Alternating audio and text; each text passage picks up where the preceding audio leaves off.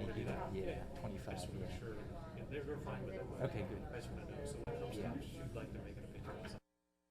I guess Okay. she needs to talk. That's one of the okay, I'll have Mr. Henry. Thank you.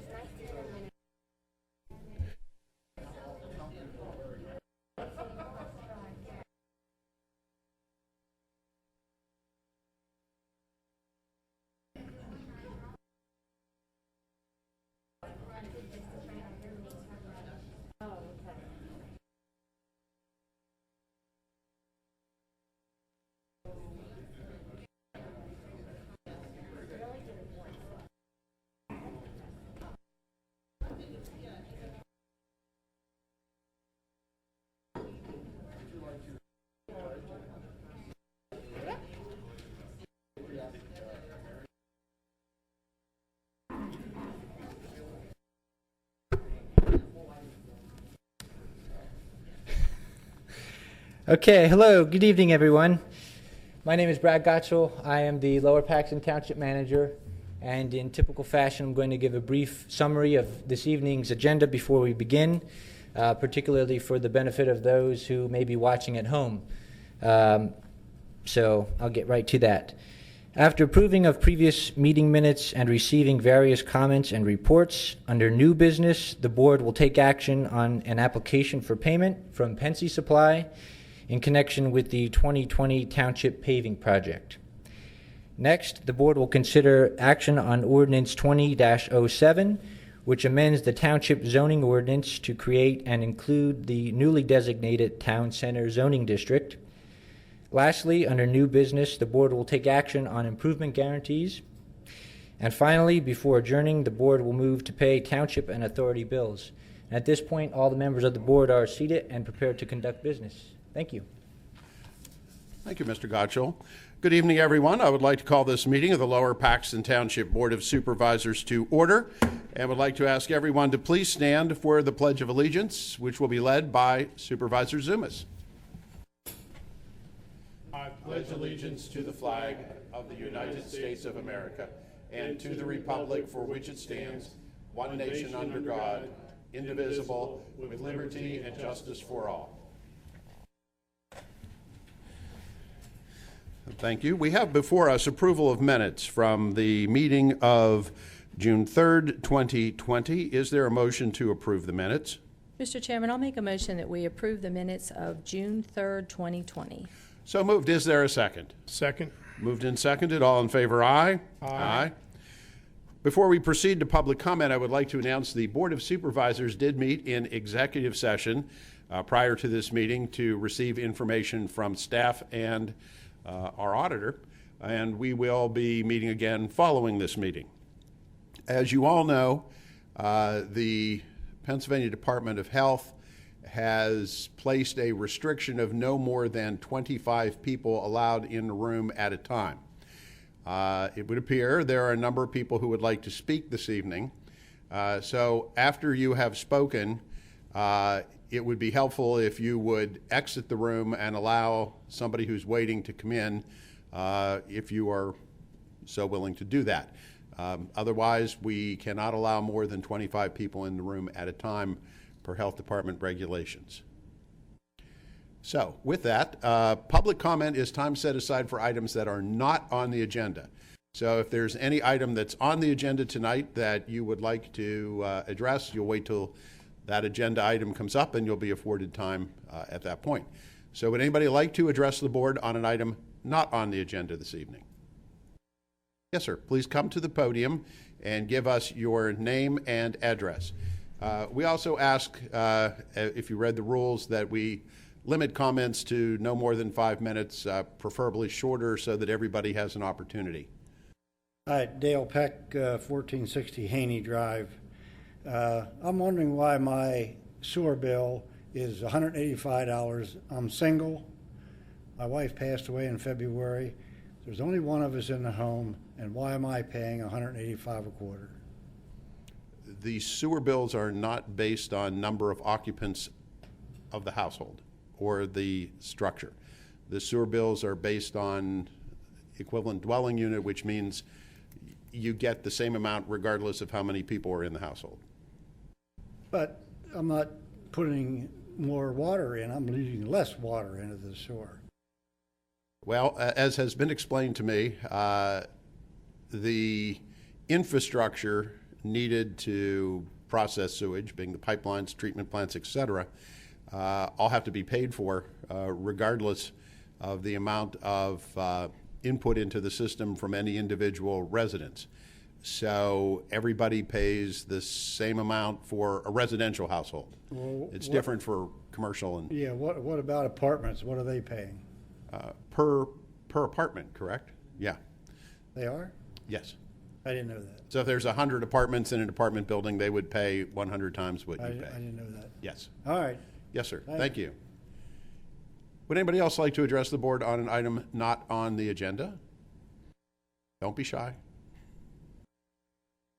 Yes, please come to the podium and give us your name and address. So we're allowed to unmask while we're up here? Sure. Yes, Oh, but please return to it when you leave. Oh, absolutely. My name's Patty McColl. I live at 803 Charrington Drive. And of course, as of the last time I was here, my concern is the Friendship Center. And what I would like to speak about tonight again is I feel the need to have the people who attend the center be involved in any kind of planning. You know, for 40 years, I worked both at the county level and the state level in programs for people with intellectual disabilities, and we had to make changes. You know, there's no way anything stays the same. The most successful changes we made had individuals, families, staff, anybody who was involved sat down at the table. Now, we didn't make everybody happy. It wasn't the way everybody wanted to be. But everybody had a voice and everybody understood. And sometimes those changes were made because things improved and we wanted to change to keep up with that. Mm-hmm. And sometimes we had to make changes, as you as supervisors have to, because of financial reasons. But I will tell you, far and above, the most successful changes we ever had to make, we had the people who used the services involved. And the ones that were not successful were the ones that had people who did not use the services, did not really know what was the real value and what was happening, sitting somewhere looking at figures and making those changes. I did not work in Dauphin County, but I worked very closely with Ellie, and I know you know Ellie from your time as county commissioner. Yeah. And they also very much embraced that and had a very successful program. And when I was at the state, before I thankfully was able to retire, yay, we always utilized Ellie's expertise, and again, because she knew the value of having people involved. So I would just ask again that you consider that, whether you go forward with the why, or if you really want to take a step back and say, are there things that can change at the center that can remain with the township, but improve the finances and the needs. I looked into the New Holland used to have a community center in Lancaster County, and they ran into a situation where they also felt that they could not financially continue, and they had the Y in there come in, and 6 years later the Y sold it. They could not maintain it, they could not raise funds to maintain it, and they felt they did not have sufficient people join. I recently received from the Friendship Center both the flyer for the 20% off to join the Y, and then also as a member of the Senior Center, I received the information from Mary indicating that the Senior Center was going to be closed until the end of the year. And I ask again. No. Unless things change, as she said. There's been no time placed on it. Well, that's what she said. Well, I have it if you'd like to read it. Well, I can tell you the board has not placed any time frame on the reopening of the senior center. It will depend on when we are comfortable that we can do so in a manner that the attendees of the center will be safe. Sure, and that's understandable, absolutely. Safety is you know, you've seen what's happened in nursing homes. Yes, sir. And we are very aware of the vulnerable population. Believe me, as soon as it's safe, we're reopening the senior center. Well, my other question then would be, as time's going on, we're losing time for people who do attend the center, not as members of the senior center, but just as members of the center. And eventually, people are going to start to look elsewhere. Yeah. And so what's going to happen if the Y looks at that and says, well, you know, all these people are going different places? And are we going to end up losing a valuable asset in the community because it didn't open in time? And, you know, I know you have hard decisions to make. It's never easy when you're in that position. But again, I would just ask, please involve us in that decision as much as possible. Thank you. Thank you. Thanks. Appreciate it. Yes, sir. I was going to originally wait till last. Yeah. I might piggyback a little bit on the comment I just heard, and I want to read you. And the theme I want to ask you about is due diligence. I have some information of what you've been sharing with the Y and financial appraisals, costing analysis, a lot of detail. And but I haven't seen anything coming back from the Y to you guys relative to their performance. And I know you're talking about a lease agreement, but in looking at their correspondence, they initially said acquisition and partnership. Well, I'm just sharing with which is in the emails that you sent us. So, I can All right. I can tell you, we cannot sell the building. all right, I understand. We Let me legally can't do Let me it. compliment you first. Obviously, I believe you're doing, and I think most of the community believes, you're looking at the fiscal responsibility of the township, the governance, the fiduciary things.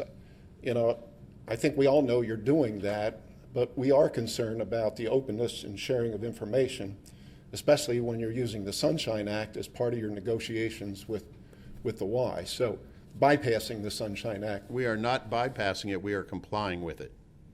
Well, somebody could say you're bypassing it. Somebody can say whatever they like. We are conducting so it in a manner to comply with it. So let me pick up on the issue about other communities that have used Y. So I went on the website, just kind of looking at the Y, and you know, their mission, their vision, everything is outstanding. I mean, what they're trying to do with communities, nothing but praise. But I did look at some of the areas where the Y joined with the community and they had failures. So I guess as a point to you, I'd like to say, we'd like to see what due diligence the township is doing relative to any agreement you come with. So let me just, if I can, read a couple things. This was in an article about the Lancaster Family Community Y, which was a joint community Y association. And this is right out of the news article. Without additional financial support to reduce our debt, we are left with no choice but to halt our planned merger. They were trying to merge with another Y. So here's two sister Ys that the community thought would allow them to join. But they said, so our plan to merge with this, anyway, it's an adjoining community. And worse yet, we are faced with the realization of closing our doors forever and the need to file bankruptcy. So obviously that. I got a Tamaka article for the Y there, closing down due to financial strains on the Y. This was in Allentown, Greater Valley YMCA, laying off 300 employees, looking like they're going to have to shut down because of financial reasons. The one article I really enjoyed reading, well, I didn't enjoy reading it, but I was trying to find out what the Y's business model is, why they're working with communities. Obviously, shared vision and missions, I understand. But this was an article published May 7th in the Philadelphia Inquirer, and it was an interview with the Greater Philadelphia YMCA CEO. And this gentleman manages, I think it's 5 Ys in the Greater Philadelphia area. He was being interviewed relative to how the pandemic's been impacting them. So let me just cut to the chase. Based on this article, their business model is to close down all their old Ys, because they're becoming a cost burden. Maintenance, obviously all the things they've done to depreciate the value and recover that.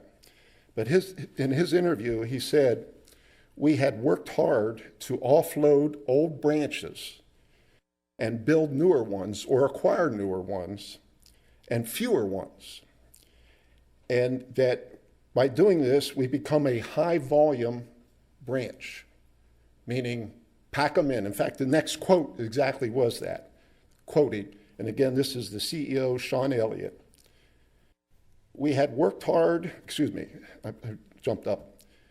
By packing more members into fewer branches and thereby reducing our overhead, you can generate enough cash from members, pay less for overhead and fewer buildings using these campus sites. And suddenly there's enough money. And we can use that money to subsidize low-income members. Obviously, that's their mission and vision. Mm-hmm. So when I read this article, I was thinking, okay, a lease agreement's brought together. What is the vision? Did I introduce myself? I'm sorry, I didn't. Oh. My name is Phil Grant. I live right in the Amesbury development, right down the hill from the Friendship Center, 4831 Sheffield Court. And my mom also lives with me. We're both members of the Friendship Center as well as, well, we were members of the Friendship Center, but now we've been notified that our memberships no longer exist. And we're also members of the Senior Center. So my concern was, okay, in 5 years, what is the Friendship Center going to look like, assuming this lease comes through? And again, and I know you sent them building plans, you know, your footprint up there. And the rumor I'm hearing is they want to add more to the facility, obviously, to make it more attractive to members, et cetera. But my concern was that in 5 years, or maybe even sooner, because they're going to be closing down other Ys in the area and they're going to be wanting to pack more volume, using their words, into this new branch facility. You referenced Philadelphia. That isn't here. No, I know, but this is their business model, sir. No, that's the Philadelphia region's business model. Don't you think they communicate? They communicate, but that is, in fact, they have no intention, to our knowledge, of closing any of their branches. My message to you is that's part of your due diligence, and maybe there needs to be restrictions on how many people they bring in from the outside community. Now, the last point I want to make, I don't see the gentleman here today, but we had a gentleman, I think the first meeting I was at, talking about his swim club. About what? Swim club. The fact that the swim club donates a substantial amount of money to the Friendship Center. In my reviews, I looked at Pittsburgh. There's a Pittsburgh facility, it was a community center that they brought in the Y to manage and operate. Also in the Ohio area. Issues with the swim club are in the news about the community swim club not being able to get pool time because the Y who also has a swim club, is getting more use of it. So my point is, obviously, maybe the end goal relative to fiscal management, you're doing the right thing. I'm just concerned about the longer term impact by bringing in the Y and how that's going to affect our community and access. So with that, let me build on the other point that was made. I want to ask. If we can remember, I said let's keep it. Just a question. A lot of people. It's just a question. I want to formalize her comment about having participation. Mm-hmm. I would like to ask the supervisors to tell us what your plan is relative to having the community involved in your deliberations and decision process. And if you can answer that tonight, I would appreciate it. Well, our procedure for any decision the board makes is at such point as we have a proposed agreement, we would bring that agreement before the public in a workshop session. Our second Tuesday meeting of every month is a workshop session. We would bring that proposed agreement to that workshop session. The agreement would be posted on the website and generally available to the public, several days in advance, maybe even a week in advance. And members of the public are welcome to review the proposed agreement. Should we get to a proposed agreement, because we don't have one at the moment, members of the public would be able to review it, can come here and can offer their comments. We do not vote at that meeting. We let another week go by in case there are additional comments that people wish to put before us. And then at the following meeting, the board has a business meeting and it takes formal action. Or not, depending on what happens. Do you have criteria you're going to be using? What do you mean? in making a decision when you vote on? Obviously, as you indicated, you're going to solicit public comment, but is there a process by which you have some criteria by which you're going to evaluate? Well, speaking for myself, my criteria is that what we do has to lessen the financial impact on the township because we cannot afford to continue under the present business model. So my goal is to lessen the financial impact on the township while preserving the asset and as many community programs as possible. Are you going to have a risk management assessment of? Risk management Yeah, assessment? I'm on a couple other boards, the B'nai B'rith board, and there's the decision processes where you look at that. You look at the risk. If Well, a there's default- risk in anything you do. Right. That's, That's called risk management. I'm aware of what risk All right. management is. Yes. Thank you for listening to me. Thank you, sir. Please give us your name and address. Based on one of the comments that he made, I figured this was the right time for me to come up. My name's Jim Mercurio. I grew up at 2372 Forest Hills Drive, and I've been associated with the Friendship Center and Lower Paxton Aquatic Club since inception 20 years ago.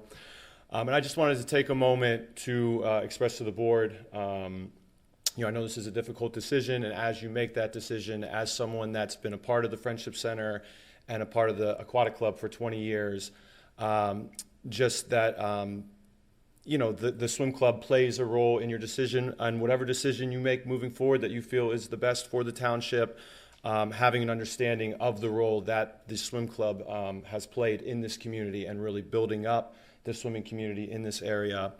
I've been a part of Lower Paxton Aquatic Club since the idea of the local swim club was first brainstormed by my mentor and good friend, Rusty Owens, and my father, Steve Mercurio, on the kitchen table of my childhood home. For years prior to the Friendship Center's opening, Central Dauphin School District and Lower Paxton Township failed to provide a proper swimming facility that could meet the demand of a strong, growing swimming community in the area.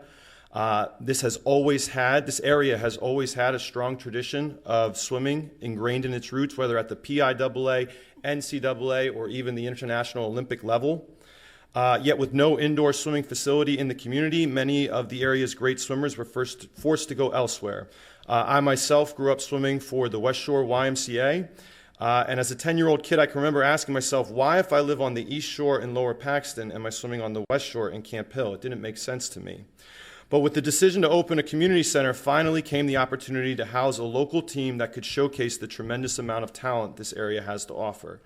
When the Friendship Center officially opened its doors, a partnership was created, making the Friendship Center the exclusive home of Lower Paxton Aquatic Club, thus bringing Rusty Owens back to the East Shore to coach in his hometown where he belonged. The impact the team and Rusty has had on this area over the past 20 years could not have happened without the Friendship Center. And so I asked the board, if the Friendship Center doors remain closed, or if they make the decision to lease the building to another entity, whether it be a Y or what have you, I want to make sure that we have the opportunity to carry on Rusty's legacy, a man who has done so much for our beloved community. I am one of not hundreds, but thousands of kids who have been positively impacted by the Lower Paxton Aquatic Club, a team that never would have came into existence or been allowed to thrive the way that it has, if not for all of the services that the Friendship Center has provided.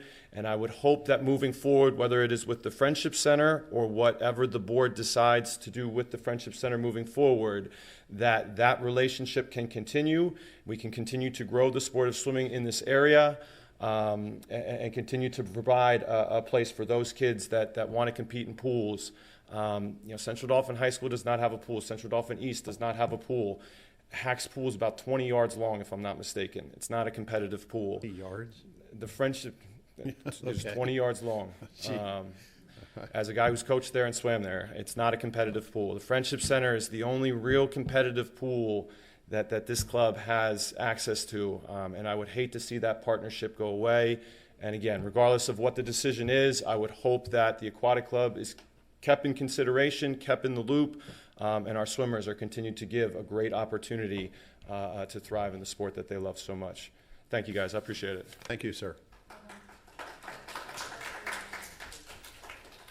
Who's next? But I'm sure somebody else wants to. Yes, ma'am. Please come to the podium.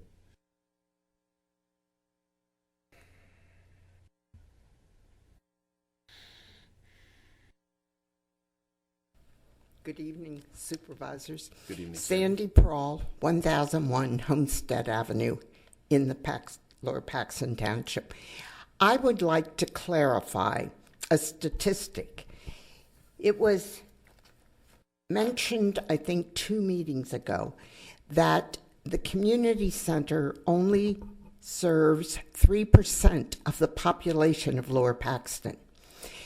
I would like to reiterate that the numbers that we should use is based on what the Friendship Center calls a membership, but it's a unit. So there are approximately 2,700 units of membership. That means anywhere from 1 person in a family to 10 people in a family.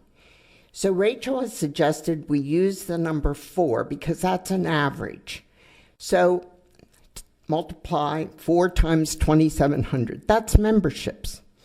Then you have people that are using the center for preschool, for walk-in participants to classes, which are not counted as memberships, but they pay to attend classes.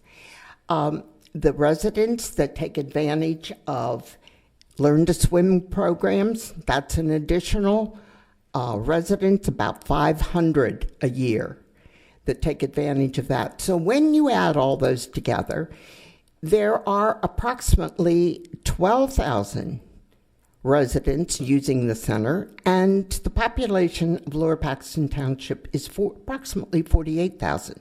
So that's 25% of the population, not 3%. Thank you. Who would like to speak next? Yes, ma'am.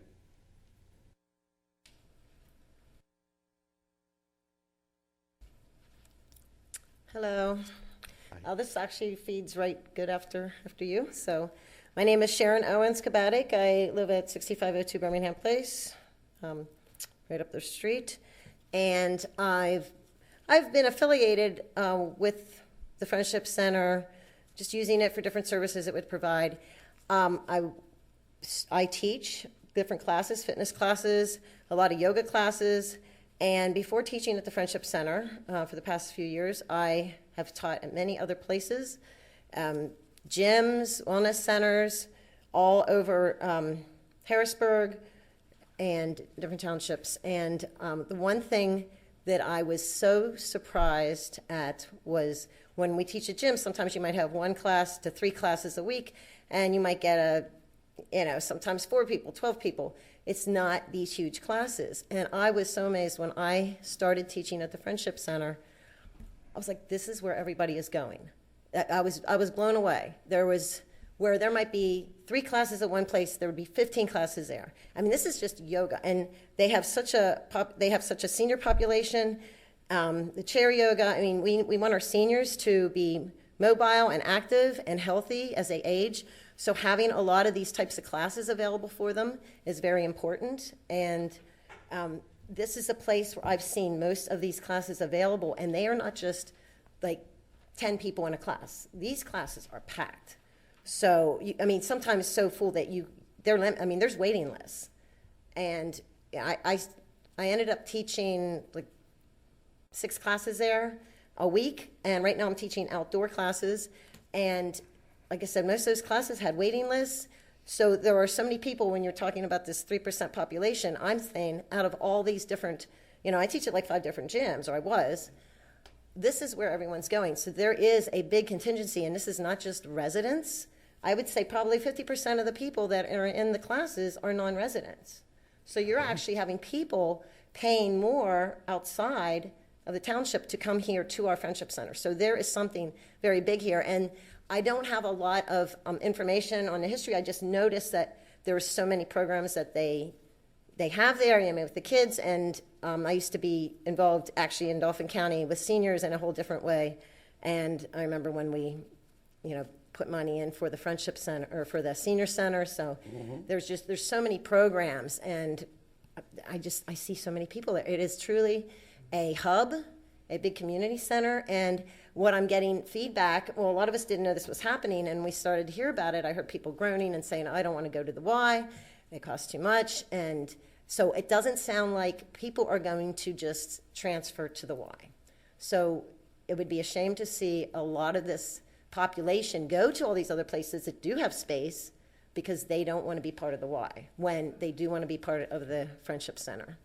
And, even if the rates were increased, I'm sure people wouldn't mind paying a little bit more to have their Friendship Center than paying a lot more to have a facility that they don't want and to go elsewhere. So that's my perspective from teaching and feedback from people. So I want to share that. Thank you very much. Appreciate it. Next. Anybody else wish to address the board? Yeah, sure.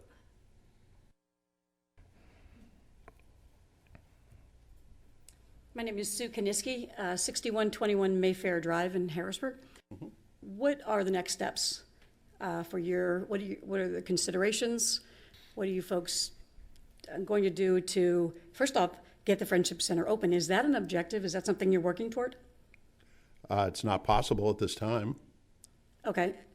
Other gyms are open and the Friendship Center cannot open? Well, what you have to understand about the situation is that the Friendship Center has been heavily subsidized by the township, far and above the $100,000 that has always been advertised to be subsidized by. This had already placed a strain on township finances. We, like every municipality and school district in the country, have taken a significant revenue hit because of COVID-19. We do not yet know the exact degree of that revenue hit because we're at the end of the second quarter. It takes 6, 7, 8 weeks for all the collections to take place, statistics to get back to us. So we do know that it will cost us more to open it because of all the requirements from the Department of Health. Limits in number of people there. You're now limited to 25% of occupancy, cleaning requirements, all of which obviously need to happen.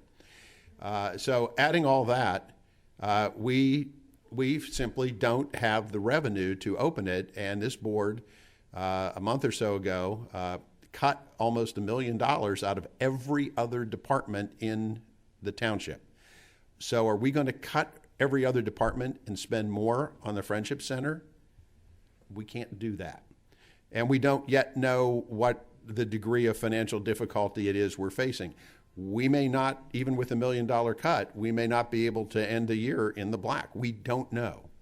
So we're making no decisions until we have the data available so that we can make the decision. So in the interim, we're not opening.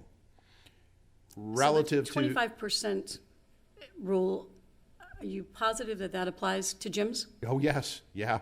Matter of fact, the latest order last week also, I believe it was a recommendation but not a requirement that as many gym-related activities be moved outside as possible. Because a week ago, the governor put a whole lot of new restrictions on everybody, And, we were all very optimistic in June when we went into the green and, the number of cases and everything was declining. We were optimistic that as the summer progressed, that things would continue to improve and we'd be able to do something. They, however, as you well know, things have been regressing. So, we have all this uncertainty. So for right now, no, we're not going to reopen. Whether or not we will be able to, prior to entering into an agreement with another entity, will depend on what numbers we get and what the financial situation is. Speaking of financials, will those numbers be available to the public? Which I know numbers? the various financial reports. I understand there was a right-to-know request that was submitted, and there was a response. However, there were no attachments with any of the financial data. How do we go about requesting that data? Is that a secondary right-to-know request, or is it something I can just ask you for here? Well, Brad, is that something you can provide? don't ask here, but provide, it would be best if you would send an email to Okay. Brad and tell him exactly what it is you want. Okay. All this is public information. I mean, everybody The is. finances we can't seem to locate, so we would be, we keep hearing different numbers. 1 minute it's 700,000, and then you say for 2 years, you've not been able to figure out the finances, so honestly, we're just trying to understand. Welcome to the club. Yeah. I think we've been able to put more definitive numbers to things in recent weeks. There's still part of the problem is over the course of the last 2 decades, a number of very substantial capital improvement projects have taken place. And then, those capital improvement projects get included in with numerous of other projects into a bond issue that then the general fund is paying back. So the question is what percentage of that repayment each year is going to pay for what was done at the Friendship Center. So it's requiring sort of some forensic activity to try to get to the exact number. We do know certain things. There are other things we have ballpark estimates on, and then other components that we are researching. But any information we have, public information, you're welcome to it. Okay. Yeah. We'll reach out to you, Brad, and see if we absolutely. can. And again, as one of the earlier speakers said, we have a vested interest in this, in that facility. And Yes. many of us have pretty significant business experience. We would love to partner with you to come up with a way to keep the Friendship Center flourishing and not become a YMCA. Well, then we are open to ideas. Excellent. And if somebody can come up with a business plan that lessens the impact on township finances rather than increases it, we're all ears. And we'd also like to factor in the impact on the community, as it is a community center. That's an intangible. And, the bottom line is going to be there's also that segment of the community that doesn't attend meetings like this that has to pay for it. And, I've read social media comments and had people comment to me, we don't want more of our tax money going to this. We have to represent those people in the community as well. So we're trying to, like I say, our goal has been lessen the financial impact on the township while preserving as much of the asset as possible. That's the goal. Great. We'd love to work Any together to make suggestions? that happen. Please bring us suggestions if you have them. Will do. Happy to Thank hear. you. Thank you. Who's next? Okay. Well, ma'am, would you like to, or you want to leave? Is there anybody in the hallway who hasn't been able to get in who wishes to? No? Nobody's out there? There was, and they left. Oh, sorry to hear that. Well, they can come back at the 2 weeks. Hi, I'm Yeah. Linda. I'm Linda Ranby, the one who made the right to know request. And I live on 2660 Gracie Drive near Lingelstown. Just a question about the 25% for the gyms. I don't think that's accurate. I'm very involved with the governor's orders. The 25% capacity related to bars and restaurants, and then the 25 persons in a public setting, Right. indoors, which is why we have the 25-person limitation here, applies. But it To doesn't. gyms also. No, it doesn't apply to gyms. Yes, the 25 person limit applies to any room. It doesn't apply to the gyms. They had a specific exception for churches and for gyms and things of that nature in the order. I ask you to revisit that. That's my comment. Well, one, I disagree with that assessment, and two, it's irrelevant because even at 50%, we don't have the funds to reopen at this point.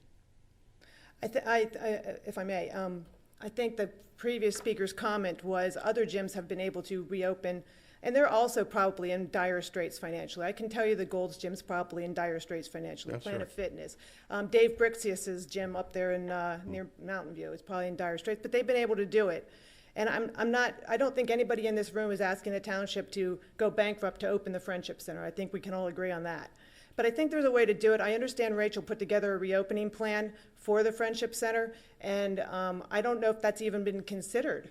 I know I'd like to see it, but I haven't put that right. I don't know if that's a public document anyways, but Should be.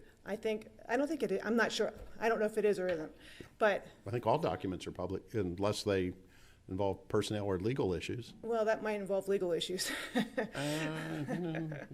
Well, whatever. But the point being is, was there even an attempt to look at that reopening plan that Rachel put together? Yes. And take it into consideration, because these discussions with the Y, from what I saw in the right to know request, started back last summer, Yes. Even though we've been told otherwise. You were not told otherwise. I have it on tape that we were told otherwise, but that was at the last meeting. No, these discussions with the Y, actually, the first overture from the Y came really 2 years ago, and then we didn't really want to go that route. We just wanted to continue operating the center as we had been. When we did this year's budget, and we also had the bond rating agencies raise a red flag on us, we thought, well, we better start looking at other options. And I understand that. Yeah, and that's why. I mean, we don't just want to close it for the sake of closing it. Well, I think the feeling that there is a lack of transparency, and I think that's been conveyed by the other speakers. And I think if there was more of a transparent process, as the first speaker spoke about, where people that are at the table, like Sandy, she's been involved with the Friendship Center from day one, and people like her that use the Friendship Center, some of the seniors, if they were at the table, instead it was just you, Mr. Chairman, and Supervisor Lindsay discussing this with Mr. Stein and Mr. Gottschall in the room, and I don't even know if any of the four of you use the center. But regardless, it should be somebody that has a vested interest in seeing the center succeed. So then also I should have an equal number of taxpayers sitting at the table who think that the place ought to be closed. If they want. And you think we can come to an agreement with that sort of a structure? I would think that can be mediated, sure. Good luck with that. I'm all on board. Bring everything to the table. Don't hide it. That's what I'm saying. Well, there's not really anything to hide because we don't have it yet. Mr. Stein has, this past week, made progress on the first draft of a potential lease and agreement. We have some detail that needs to be added to that. It hasn't been even presented to the Y yet. So, but this is the process, and as I mentioned, the time for public input will come, and we will present everything to the public, and you'll have an opportunity to make input at that time. For 1 week is what I heard you say tonight. 1 week we get to look over a whole lease that's taking months to draft? It will be given to you in advance of that meeting, and it will be, as I said, it will be posted on the website and available to you prior to a workshop meeting. The workshop meeting will be held, and then we let another week go by before we take action. And I appreciate that. My point is that's one thing to show it to us and let us read it. It's another thing to actually let us make revisions to it. The idea of opening up a potential lease to revisions to a body of 50,000 people would be chaotic at best. That's why you elect officials, and that's why we have an administration to perform those tasks and get us to that point. And then we have the public discussion. I appreciate that as well, which is why we're asking that we be at somebody with vested. If you want to bring the people who are against opening the Friendship Center to the table, bring them. If you want to bring people who are for open the Friendship Center, bring them. Let's have a discussion that all of the community has input on before this lease is put in final form. What is in essence going to be final form by the time it's turned out to the community. Well, that's what we're doing now. I haven't seen the lease. We're getting input from people. Neither have we. Well, we just got it yesterday. We haven't had a chance to I haven't seen read it yet. to read it yet. Got it tonight. But that sort of a process is not workable. So, but there will be adequate time for public input. We do that with everything we do. That's why we have the policy of having a workshop meeting where things are discussed and then we wait a week before we take action because we want to allow for the opportunity for input. Like I said, it's one thing to allow input. It's another thing to take the input and act on it. This is true. I have nothing further. This is true. Who's next?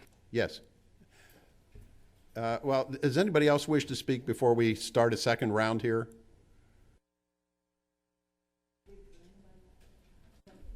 Okay, Sandy, if you would like to go for round two. Thank you. Again, Sandy Pearl, 1001 Homestead. I think what you are describing, Loman, is the usual process that most issues are decided on. But when this center was started, the supervisors spent so much time researching, asking the community to research, and we had international, national consultants and architects, and we did a survey of every taxpayer in the township to get their opinion. So it wasn't the usual, like you're describing now, and at that time, the usual was carried on just like you're describing, but not for the community center. And as so many people have suggested, the time to get people involved is now. If you want a successful decision for you and your relationship with this township, I think you need to alter the process. And it would only be, as other people have mentioned, positive. I don't know how many real estate contracts you've negotiated, but you don't negotiate a contract and then make changes. I mean, the time to include in that contract the fact that the swimming team would be guaranteed that they could continue at the center. The fact that the township would be able to use the center on a continuing basis for community events like the Christmas tree lighting, like the events that are held so anybody in the township can come in, enjoy the pool, and do all that. Our township so appreciates those community activities, but you're not going to get those as part of a contract after the contract's prepared. That has to be included at the beginning.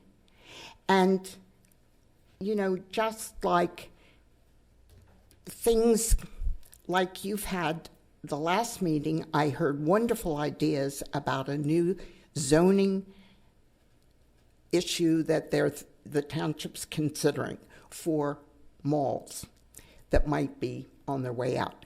That's a creative entity. That is wonderful. So many people were involved in that and put their ideas together, and no, it's going... We've used the exact same process for that as we're using here. But they talked about it. It was a process to get to that. Right, which is what we're engaged in now.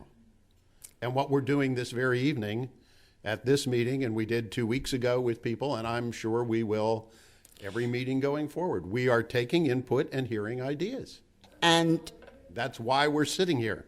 But I want to urge that the time to incorporate those ideas is prior to the contract being written, not after. So that's what everybody's concerned about. Well, thank you. I understand those concerns, but the bottom line is we have to come up with a solution to the problem, and we are not going to conduct it by huge committee. That is not going to happen. You might find a good solution that way. Well, we are holding these meetings, and we'll be having them not next Tuesday, but 2 Tuesdays from now. We have them 3 times a month. We are happy to sit here and hear any suggestions anybody has to offer. And may I ask, how many of you have visited the Ys, have spoken to members, have looked at their programs and what they offer? We have not hit that point in the process yet. See, haven't visited the Ys yet? No. Well, I've been to Ys, but I haven't visited them recently. One's here. Well, see, what you fail to understand, Sandy, is this. The operating board and the Friendship Center has 20 years of history. And during that period of time, what has occurred is anytime the Friendship Center needed money, the township found a way to provide it. Even this board, as recently as last year, matter of fact, in the next couple of weeks, we're going to be putting all new HVAC units on the roof to the tune of costing taxpayers almost $400,000. okay, including taxpayers who will never set foot in the building. So, and I've read the minutes of the operating board, and it always infuriates me that the response is, you need to understand the value and importance of the facility and spend whatever it will take. We cannot do that any longer because of our financial situation. And you have to come to the understanding that what we've done no longer works and cannot go forward. We have to come up with a new model. To that end, we believe at this point, the Y offers us the best opportunity to preserve the asset and the services that can be provided to the community. Now, if over the next few weeks or couple months or however long it takes us to come up with a solution, a better solution presents itself, we're all ears. But if the better solution is, oh, because it's important to us, we have to keep spending unlimited amounts of money, we understand the importance, we get it. But you have to understand what you have promoted over 20 years is endless taxpayer dollars going into this, and we can no longer do that because this board is not prepared to raise property taxes to a significant degree to cover the costs on our taxpayers in the middle of a pandemic and a recession. We cannot do that. Understand. But consider this.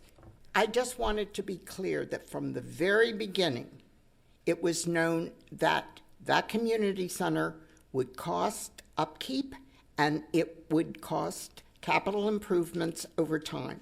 It's like the outside parks that require maintenance. They require over $600,000 a year, I understand. And nobody complains about that because it's a value. I just wanted to be clear that that was always part of what it was. And if you remember, Mr. Lemon. Oh, I remember it. I remember it vividly. Office, I asked you specifically what your opinion was of the Friendship Center. Yes. And you replied to me, well, now that we own it, I guess we have to maintain it. Mm-hmm. And that is and we have as done per that. Any asset. Yes. And we have done that. Yes. However, I can't emphasize enough understand. How much the financial situation has changed in the last 5 months.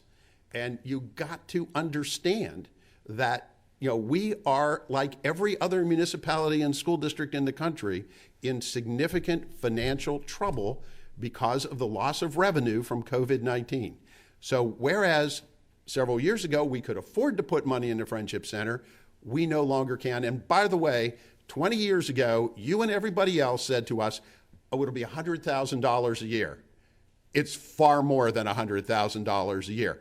A matter of fact, like I say, $400,000 last year just to replace HVAC units? Let me clarify. That $100,000 was rental for Parks and Rec's offices there. Which don't need to be there. Fine, now things have changed. At that time, they needed to be there.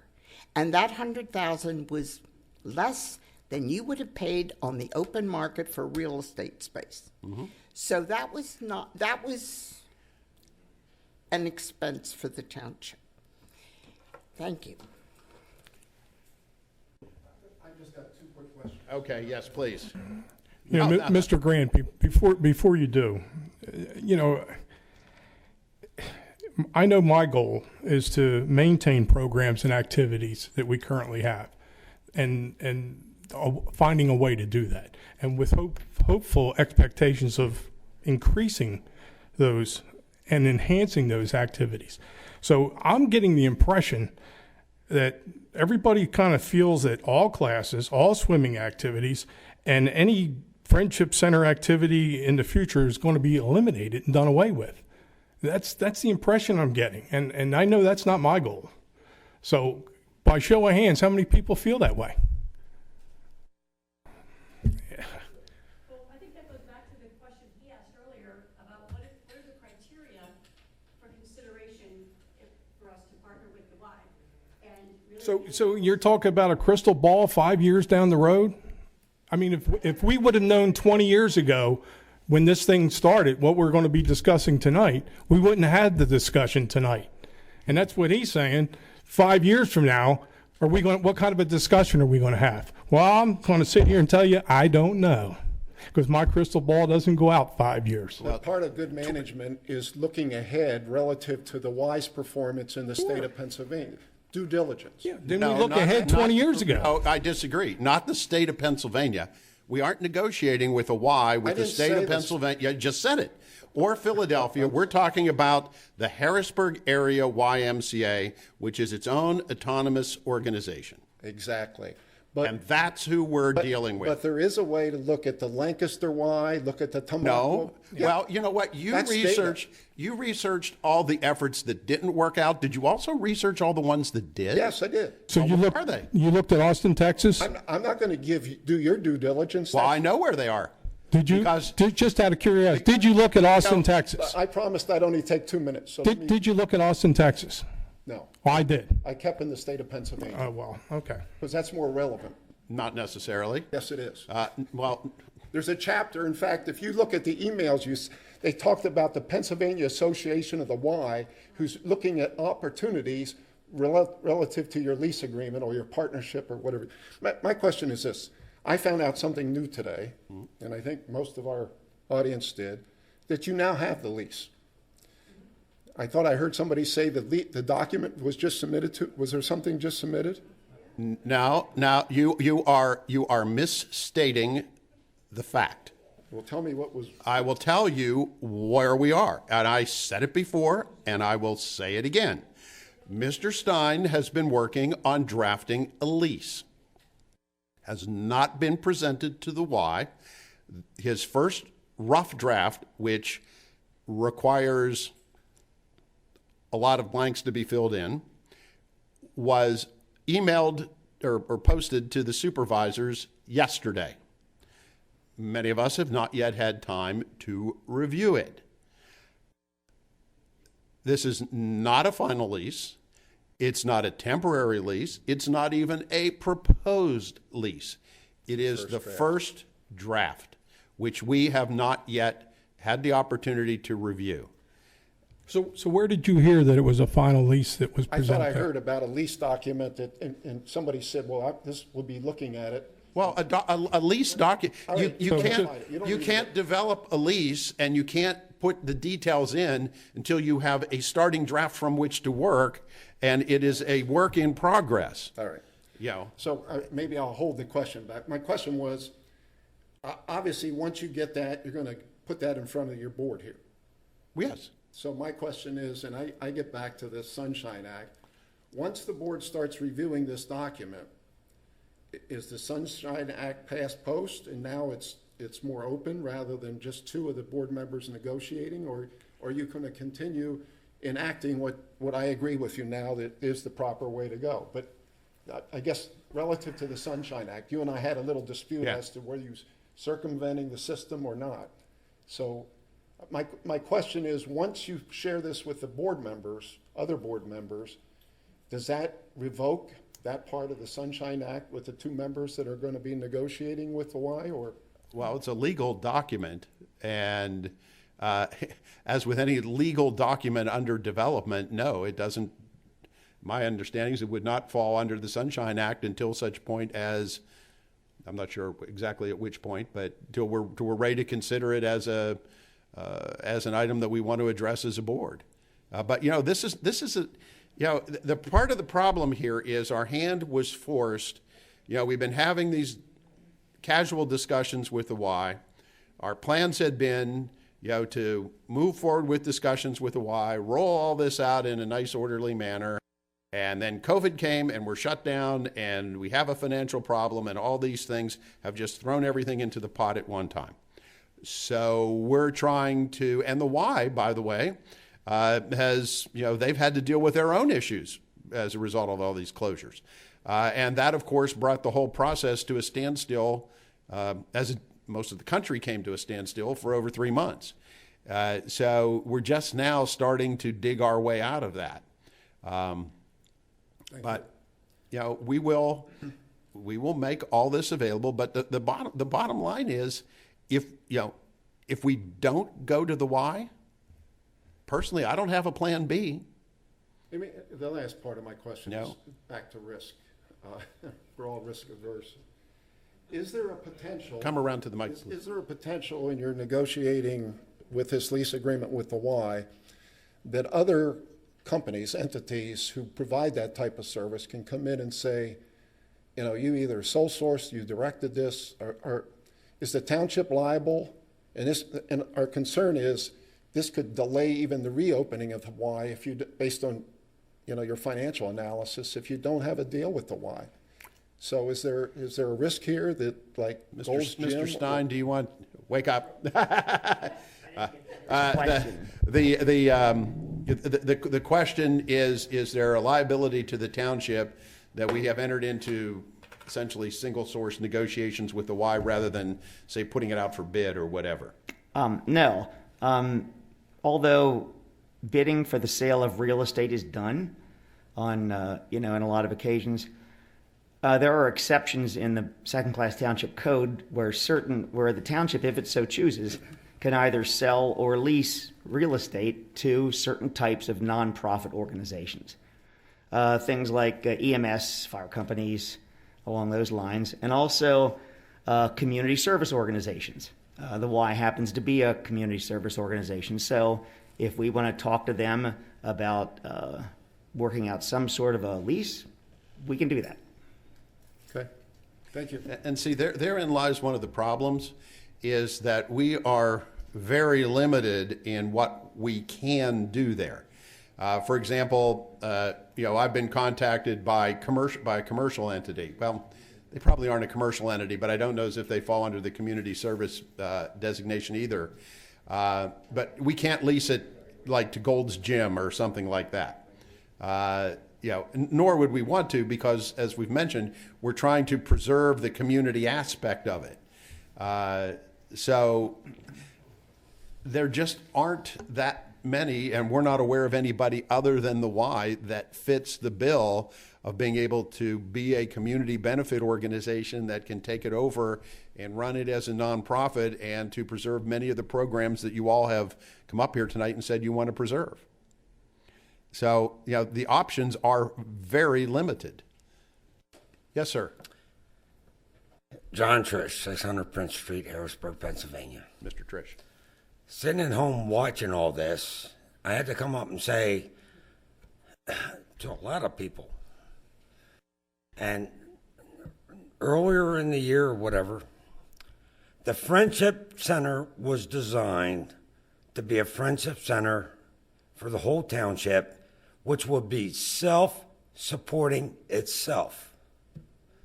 Regardless of what anybody thinks, go back and look at the records, go back and look. They were supposed to, once it was built, once a township paid its fair share, it was supposed to pay its own bills.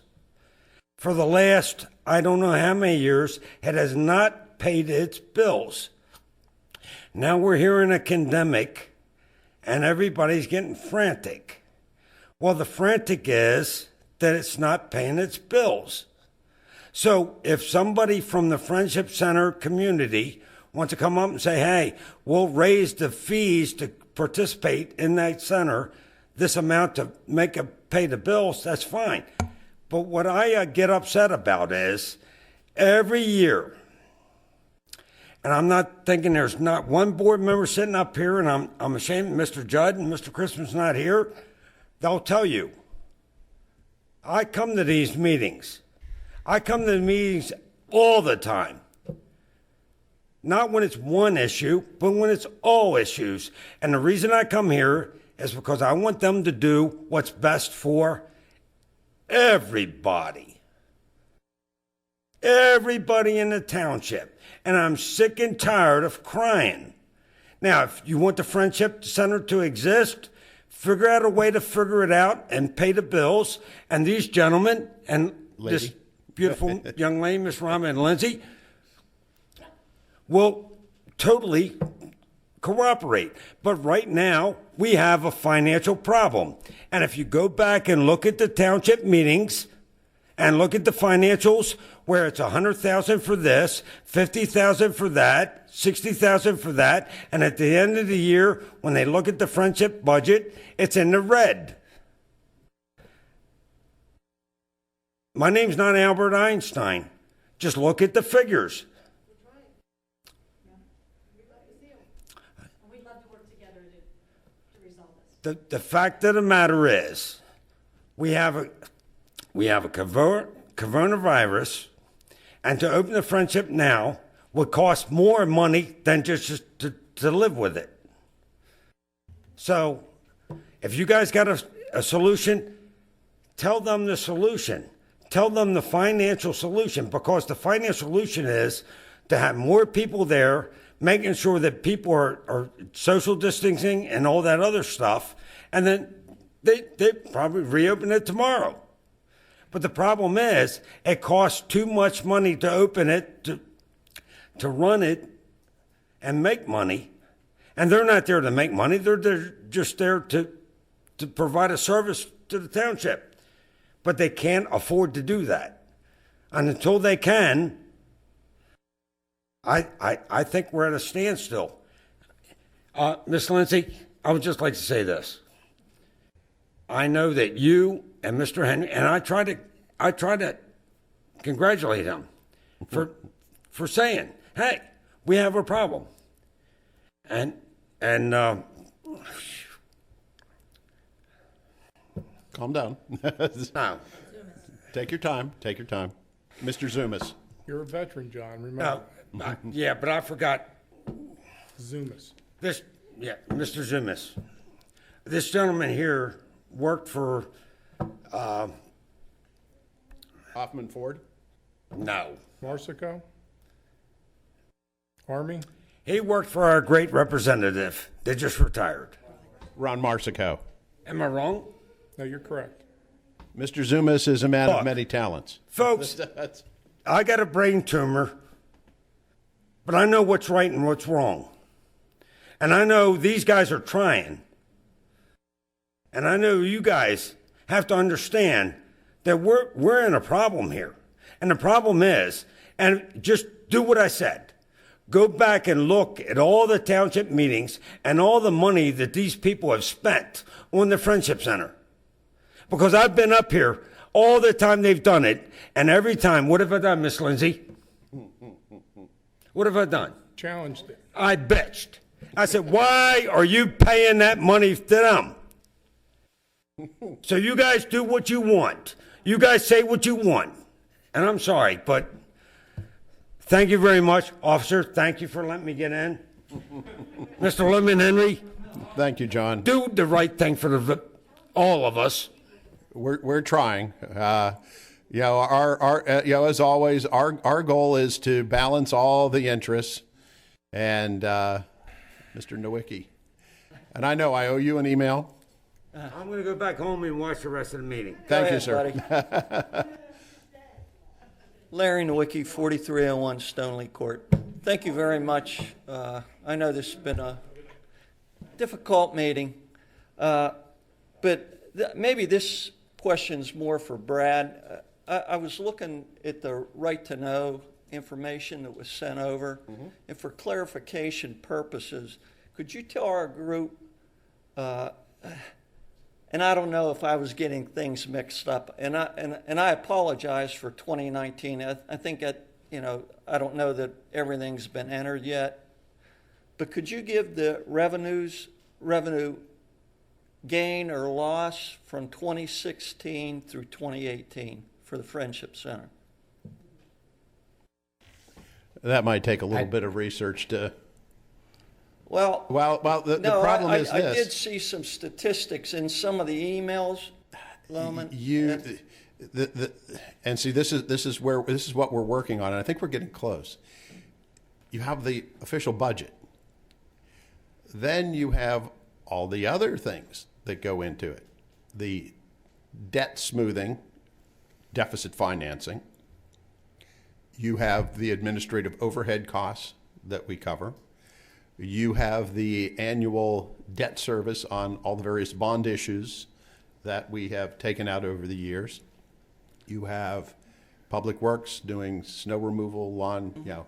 So you really need to add all those things up to come up with an accurate number, and that's what has not historically been done. And that's what we are trying to get to, that bottom line number with all of those costs. And I guess that's why I'm only asking for 16, 17, and 18. Mm-hmm. And I think by now, those numbers should be available, in my opinion. They are available, but they aren't consolidated in one cost center. And see, that, to me, that was an accounting decision that should have been made at the very beginning. Mm-hmm. Like with the sewer authority, all the township staff time, et cetera, that is spent on matters for the sewer authority compensates the general fund for. So that's work that's being done for the sewer authority that's paid for by our sewer rates, and that then doesn't have to be paid for by taxpayers out of the general fund. That is how the Friendship Center should have been set up. It wasn't. Now, I don't know why, or I don't ascribe any motives or anything like that. It just didn't happen. So now what we're trying to do is we're trying to come to as close of a realization as we can to what the true costs are, and they are substantially higher than what everybody has been operating under the assumption of for decades. Okay. So that's, I understand it. Did that make any sense? No, it does to me. Okay. But I think based on, and again, I had no financials to look at. Mm-hmm. Based on, my opinion's only based on emails that were shared, okay? And, you know, for the most part, it looked like it was running in a green. Oh, no. Well, that, again, I can only go on with some of the emails. No. I wish. You have more of the If information it was, than what I do, but I can tell you what was in the information that was shared, you know, in the right to know. if it were operating in the green, we would not be here tonight, because we would be ecstatic if it operated in the green. Well, I think you might want to look at the emails then. Okay. Thank you. Thank you, sir. Okay, anybody else? Because we do have, okay, Mrs. Prawl, we've been this. Just one thing. This is not a debate. That's. But on some of the research I did, I learned that the Friendship Center is set up as an internal department of the township, just like other things. So therefore, when you figure the finances, you have to treat all the internal departments alike. You don't apply administrative costs to the Friendship Center that you don't apply elsewhere. Now, when you mention the sewer authority, that's an outside, a separate entity. It's not part of the township. So that's why you apply part of the manager's salary to that. But that's different. No, it's not. Well, I was told legally it is. Well, look. I don't know. I don't know. That's just what I learned. In terms of true cost, yes, the sewer authority is a separate entity. Yes. The Friendship Center, in my view, should have at least been set up as a separate cost center, if not a separate entity. Actually, it probably would have been best to have set it up as a 501c3 nonprofit, because then you could have done all the things that the YMCA can do in terms of receiving grant-making foundation grants, tax-deductible contributions, and all the things that make it possible for them to make significant improvements there that we as a municipality can't. Water over the bridge, water under the bridge. But what I'm trying to say is the way it is now. Now, you're saying what it should have been, could have been, and you're probably right. But what it is now, I think, has to be treated the way it is legally set up. Well, that would be akin to saying, we're looking at our household budget, and the only cost is the mortgage. The cost isn't electric and heat and sewer and all those other things. We're trying to get to what the actual cost of the asset is. we want to know that. We think we should. Now, from there, well, yes, but from there, we can make financial decisions. Although the bottom line is, if we find out we're in a financial situation where we just don't have the money, it really doesn't matter what the cost is. If we don't have the money, we can't pay it without raising taxes, which we absolutely do not want to do. We can't guarantee that. But how long, you've had a tax increase, I think, Loman, I think you. I think it's been 3 years. No, it's been 3 years. Yeah, but remember, we didn't have a tax increase. We didn't have a tax increase last year, but we had a stormwater fee, which impacted the residents of the township. This year, I guess you would call it a tax increase with the fire tax, because 2 years ago we purchased 3 fire trucks. Last year we purchased 3 more fire trucks. So I think it was like $21. So there was a little bit of a tax increase, but that was for the fire fund. So. And how much is that fund? How much did you spend on fire equipment? Oh gosh, about $3 million. This last year was it about $3 million? 3.5. For those 3, Yeah. plus 2 years prior to that was what, another 3, close to 3? 3 million, yeah. Yeah. However, the thing with fire protection is, we are absolutely blessed to have 3 volunteer fire departments. Very fortunate. We purchased the major apparatus for them. If we had to go to a paid department, it would cost us $10 or $12 million a year. So, every resident of this township ought to be eternally grateful to every one of those volunteers. And therefore, we look at the money that we spend on the fire tax to buy fire apparatus as one of our best investments. Because there's no way a fire department can raise, $1.5 million to buy a piece of apparatus by holding chicken barbecues and bingos. You just can't get there anymore. Well, what if $3,021,000 a person was spent for the community center, which impacts people? Well, it depends. I guess it depends on your viewpoint. Personally, I view things like fire protection, police protection, roads as core township responsibilities.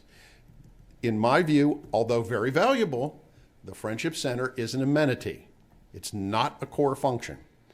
And now it's a valuable amenity, I will agree with that, but it is not a core function, and we are not going to shortchange fire, police, roads. I can't tell you how many emails and calls I get from people, when is my road going to get paved?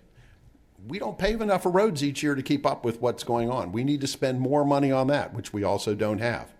So if we spend $500,000 on the Friendship Center, that's roads that aren't being paved. And of course, that's people whose neighborhoods don't have good roads. That impacts the value of their property and they complain. So it's all a balancing act. And the thing is, you place your highest priority for township government is the Friendship Center. We understand that. For me, fire, police, roads are the highest priority. Everything else comes after that. Now, doesn't mean it's not valuable and we don't want to do it. It means we got to take care of those core. To me, public safety is just absolutely the ultimate most important thing. And then everything else comes after that. And with the Friendship Center, over the years, the township has invested tens of millions of dollars into the place. But, well, how much did it cost? Yes, go back and add it up. Tens of millions. Go back over 20 years and add what it cost, what the costs have been. It's tens of millions, Sandy, and that's the problem. Over 10 million. Oh, easily. What was the number Chris came up with? Something like 14 million or something. See, that's the problem. Your view of this is you just put money into it to do it because we think it's valuable. It is valuable. We can't just keep writing blank checks, and I can't emphasize it enough. We don't have the money to keep doing that without doubling or tripling property taxes to do it, and we're not going to do that. But just remember, the community center adds more to the value of residential real estate than anything in the town. Well, that may be. However, if somebody is already struggling to pay their property tax bills and we add to it, they're not going to care about that. So, in any event, anything else, because we need to get on to our agenda. Yes, Larry. Thank you. Just for clarification purpose, has nothing to do with the Friendship Center. Oh, thank you. I've been a fireman for 50 years at the city of Greensburg. Yes, Okay. And my question is, to you guys is, what's the replacement time frame for your equipment? Like, how many years do you replace an engine? 18 to How many years do you replace a Usually rescue? 18 to 20, unless there's issues with it. Pardon me? Usually 18 to 20. Unless 18 to 20 years? Yeah, unless there's issues with it. Colonial Park had issues with theirs, and it wasn't even that old. But it would just kept going in and going in and going in, and we needed to replace it. Okay, but, and correct me, you purchased 5 new 6 pieces of Three. apparatus? this last time. Three this a couple past years year, ago. and then Couple 2. years ago. 3 a couple years ago. 3, okay, so 6 within the last 5 years, 4 years? Okay, I just wanted to get an idea. Yeah, the way the fire tax. Let me just tell you one thing. I'm all for firemen and I'm for policemen. They deserve what they get. Oh, absolutely. Let me just say something. Last night, I represent the board at the Council of Governments, and Mike Reagan spoke, and we used to have 300,000 volunteers in the state of Pennsylvania. Yeah. Last year, we were down to 50,000. You know what he said last night? We're down to 40,000. So we are so fortunate here in Lower Paxton Township to have our 3 volunteer fire companies. 2 of them have live-in programs, Right. you know, which helps, you know, the kids will go to Hack, they'll live here, so they're available during the day. So I've lived here all my life for 63 years, was born and raised in Paxtonia Fire Company. And Said you were 49. yeah, I'd like to be. But anyhow, we just don't know how fortunate we are here to have those 3 volunteer fire I thoroughly companies. agree with you. Because when you go to PSAT's things and you sit there and you listen, where they have fires and they have nobody to jump on those fire trucks. Yeah. We are very, very lucky. Well, here. and you're fortunate to have a mutual aid system where you're Right. getting Where we're helping companies each, from where we're outside helping to each come other. in. Yeah. And We're helping that's each the other. saver. Yeah. It really is. And you know, without going into the tall weeds, we collect the fire tax every year, and it accumulates over a period of, 6, 8, 9 years to get to the point where we can then do the next phase and replace the trucks from 20 years ago. So But we don't also buy new put trucks money- every year. Yeah. We also put money in the budget, too. We also put I don't money know in if the is it 250 or 300, Brad? 300. 300? We're up to How 300,000 are the a year. state grants run? I mean, when that money comes in, does it come into the township or does it go to the company? It might depend on the grant. Yeah, right, depending on what Yeah, the like grant the is. Safer could grant, be a different. yeah, we haven't yet just received funding for that yet, Equipment but. hose or something like that? Yeah, I mean, depending on who wrote the grant, I mean, it could be different, you know, Yeah. so Could but be the a township different holds, company, yeah. But it'll go strictly, We- directly to the company. Well, we do have a township-held fire equipment fund, so it is township, the township acts almost as fiduciary to the funds, and then, you know, then we distribute the funds to the townships, to the fire companies individually. Okay. And we are very appreciative of the county that provided a grant for Linglestown to get, what's the name of the truck, Bill? A what? Air Life Unit, replacing that truck, and then Linglestown is donating it to a company in the northern part of Wiccanisco, so that we have 2. So yeah, the county came in and provided the funds for Linglestown to have that, but that's in addition to the 3 that were. So I think that we're in pretty good shape with apparatus after all this. Yeah, it'll be a while after. I think you're in yeah. better shape in the city of Greensburg. Well, as a fellow native of that city, and I think that's one of the important things about Lower Paxton Township is, you know, for the last at least 25, 30 years, there's been a regular series of replacements, and there's been a program that looks ahead, and we make sure that the apparatus gets replaced when it needs to be replaced. But that wouldn't do any good without the volunteers who jump on the trucks. Bill, that Linglestown vehicle's used all over the county. Am I Yeah. correct? Yeah. And outside. Yeah. Okay, is anybody else, because we have an agenda actually. Sure, one more time. I let everybody else came up twice, so you can. Just a quick question. Patty McCoy, 803 Charrington Drive. You keep referring to it as a lease, and in my mind, a lease refers to the property. And will this lease include anything other than the property? So we're concerned about different programs and activities, but I'm not getting the feeling that that'll be covered in the lease. Essentially, what you're talking about is renting the building to the Y and standing back. Okay, which one is it? Leases do not delineate programmatic activity. Now, keeping in mind that the Y for each of their facilities has a local board. Mm-hmm. And now the local board does not have final financial say over activities, but they have a local board for each of their buildings and each of the areas, so that there is the type of input that you all are talking about. So the Y will constitute that local board if this happens, and I keep saying if because we're not there. The Y would have a local board with local people from Lower Paxton on it for the purpose of advising and having input on just such things. So maybe... I don't think we said that before. Maybe it would be more important at this point for us to make contact with the Y and start to have those discussions with them as far as programmatic issues. Have you been online and check all the programs that they do offer? No. Okay, if you get online, you'll be able to see all the programs that they do offer. And I really think they can offer more than what we can offer, because they can do capital campaigns, they can do more grant than what we can. So might want to just get on and check and see all the programs that they do offer. And thank you for that. Yeah. The other question I had just went out of my mind.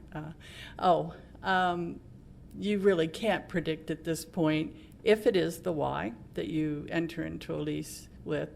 You really have no way of predicting when you might expect them to take over running the operation. No, we don't, because we are just starting the process of negotiating the lease, so we're not sure how long that's going to take. I think they would prefer it to happen sooner rather than later, because they are about to embark on a capital campaign, and this could be quite a revenue generator for the capital campaign. And by the way, that investment would then go into this facility. I actually think, although it's going to be different, and there almost certainly will be some programs or classes that are offered that won't. There'll be others that aren't offered now that will. I'm optimistic that this can be better, far better than what we can do, just by virtue of the fact that they can bring that grant-making foundation money in, capital campaign money in, and bring in state-of-the-art equipment and things of that sort. So, I think everybody should keep an open mind as to there's always, we're in what I always thought was going to be the dangerous period between this is what we're losing, but we don't know what we're getting, and that's always a fearful place to be, which is where we are. Sure. I saw the open mind by the show of hands. Yeah. My big concern is how quickly they'll be able to ramp up, because you've reimbursed, you've redistributed all the memberships, all their costs back to people, and certainly those of us who do the insurance, you're not able to collect from us for that insurance. So, my concern is they're going to probably have to have a period of ramping up time. And, even though it's hot as heck right now, soon winter's coming, and it's going to be a little cold to do outside activities. Yeah. So. Well, we and they would like to move along as quickly as possible. There are, however, an enormous number of details to be worked out, and because of restrictions on the property and grants that were received at the time, there's some matters that have to be taken care of by the legislature. Yeah, that's Boy. time consuming. 2 years from now, huh? Well, no, gosh, no. We're hoping before the current session of the General Assembly ends here in November. But it's not something that we're going to get done in a couple of weeks. But sort of our all sort of fuzzy goal is October-ish, November-ish. because we think the sooner it can be reopened by whomever, the more of the membership base will come back. Right. And, help make the center successful. Okay, thank you very much. Sure, thank you. Okay, with that, I would like to move on to the agenda unless somebody has another issue. Well, thank you all so much. We appreciate your input. Thank you. Thank you. Chairman and board member comments. Board members, do we have any comments? Yeah, I'm just going to give a little synopsis on the Council of Government meeting last night. Senator Mike Regan was the speaker, and he talked about supporting our police because they don't make a lot of money, and we need to be out there for them and supporting them. There are House bills that he talked about, and one of the House bills was the radar. It's been passed in the Senate. They're waiting on the legislator. Unfortunately, we're the only state in the country that does not have radar.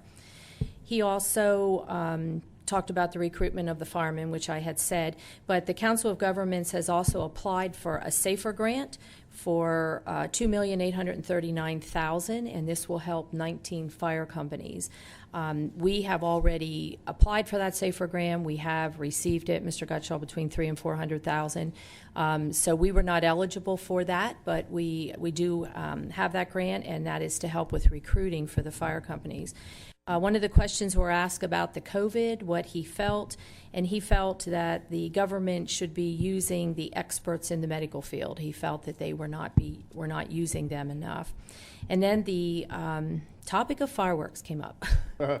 Everybody is having issues with the fireworks, and he said that they are making amendments to the fireworks law. The only problem is they will never get rid of the fireworks that are causing the issue, because a lot of businesses have built buildings and they are selling these fireworks, and it's revenue to the state. So that was probably about it. It was very interesting. Okay, thank you. Mr. Zumas, do you have anything to add? No, thanks. Okay. With that, Mr. Gottschall, do you have anything under the manager's report? Mr. Chairman, yes, I do. Members of the board, I have two items for this evening, if I may. The first is my ongoing commentary on the census, as it's very important. I want to keep that in the forefront here. Lower Paxton Township residents continue to grow our self-response rate. As of July 16th, our rate has increased to 73.5%, keeping us in the top 10 at number 9. Again, the Hanovers have stolen the show with that, but we continue to creep up on them. And again, just to add a bit of context to the situation, the rate in 2010 was 77.3, so we're inching closely to that number. And what did you say we were, Brad? 73.5. So we really didn't come much. Not much, but we continue to grow by approximately 0.5% every week. So we may be there by October if we get a big jump. The second item, if I may, actually, believe it or not, we're at the time of year at which we have to start talking about the Dauphin County Local Share Grant Program. Oh, wow. Yes. Applications for consideration in the 2020 through 2021 Local Share Grant Program are required to be postmarked or delivered to the county no later than September 1st of this year. Last week, I released a memo to all interested and typical non-municipal applicants requesting applications by August 7th to be considered for board workshop presentations and discussion at your September 11th meeting. As in years past, the succeeding business meeting will allow for the board to officially rank the projects and adopt resolutions of support for inclusion in the respective applicants' application packet. Per grant guidelines, all non-municipal entities may apply only if their project is sponsored by an eligible local municipal government or the county itself. Grants are anticipated to be awarded on or about March 1st of 2021. Brad, how do we get that out so that the local groups that are looking for money, how do they find out that this is available? Sure. We had sent to the group of organizations that typically come before the board for support. We sent them my memo. as well as we have included it on the website, and I don't know, I think social media as well, but certainly at least the website for sure. Okay. So we're trying as much as we can to let those organizations But at be least aware you've of that. touched base with the ones that have gotten Yes, them. yes. So is it back a couple of years? Because not all of them apply every year. Yeah, we have a pretty solid group, a list that we send to, over, not just, if they missed last year, we'll still reach out to them, but. Okay, great, thank you. Sure. You're not on. Talk. Are we required to rate them 1 to 10? I don't think, the only thing that the applicant is required to do is prove that they have the support of the local government. So that's merely in the form of a support letter, which we provide in addition to the resolution and the ranking. But I think the ranking structure just allows those because we, as Lower Paxton, get probably more applicants than any other municipality. I think it shows a good, it shows pretty well on the organization that receives a high rank when they go before the county to receive their. Based on last year's results, has our ranking kind of persuaded the county in any way? I don't know that there's any quantifiable way to determine that, but Well, I think our number one ranked project got funded, the fire truck. Yeah. Yeah. So, matter of fact, I think 2 or 3 of our top ranked projects got funded. The fire truck we felt, that was number one, and they funded it, and it was a lot of money. So.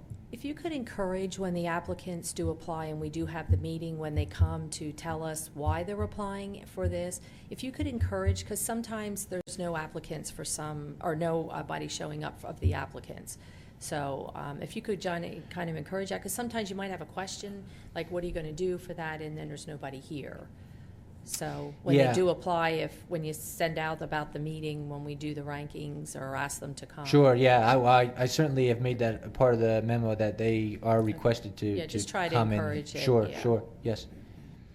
Yeah, we had a no-show or two in the Yeah, past. and some of them you didn't understand, you didn't know what it was for. Yeah. Sure. You didn't recognize it. Right. Yeah. Okay. Anything else? That's all I have. Thank you. We have no old business.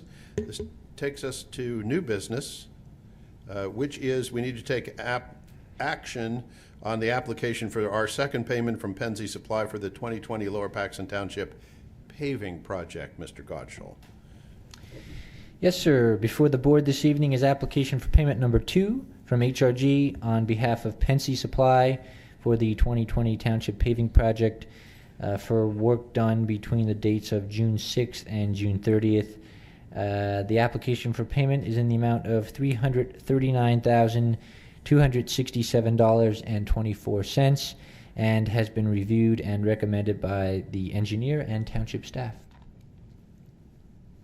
Any questions? Would somebody like to make a motion? I'll make the motion.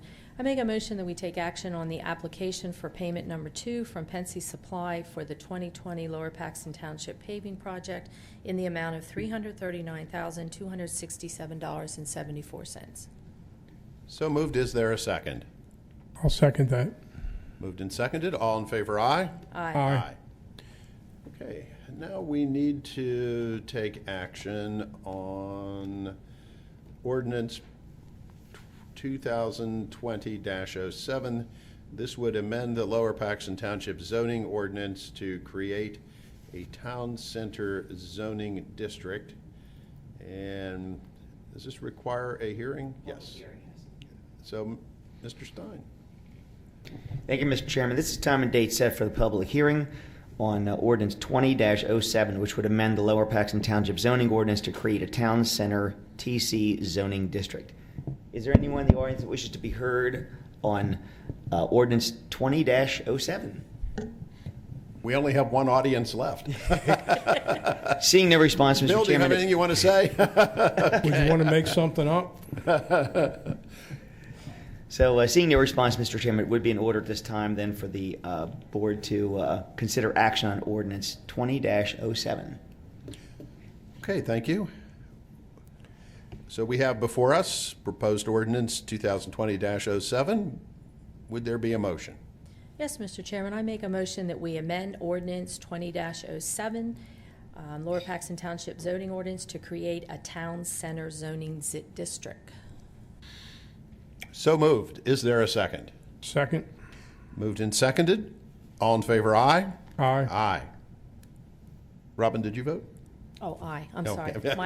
My computer went off, or my iPad, so. Yeah. I'm Yeah, sorry. every vote matters this evening. Okay, so the new zoning district is thereby created. Hopefully that will have a positive impact on redevelopment of the Colonial Park Mall area, should somebody step forward to want to do that. I guess we have to sort of get out of this whole COVID thing before too much is going to happen, but that then brings us to item 9C, subdivision and land development improvement guarantees, of which there are two, both of which appear to be routine, unless there's a question. It's like 2 of extension and 2 increase. I make a motion, we accept the improvement guarantees for the estates of Autumn Oaks Phase 1B and Autumn Oaks Phase 3. One is a letter of credit, the other one is a bond. So moved. Is there a second? Second. Moved and seconded. All in favor, aye? Aye. Aye. That takes us to payment of bills for Lower Paxton Township and the Lower Paxton Township Authority. Madam Treasurer. Yes, I make a motion that we pay the bills for the authority check register, the sewer P-card check register from March 2020, the sewer P-card remittance March 2020, township P-card check register March 2020, township P-card remittance March 2020, and the Lower Paxton Township check register. So moved. Is there a second? I second Madam Treasurer's motion. Moved and seconded. All in favor, aye? Aye. Aye. With that, any announcements from board members or staff before we conclude? Okay, seeing none, our next board meeting will be a business meeting. It will be held here in this room on Tuesday, August 4th, 2020 at 7 p.m.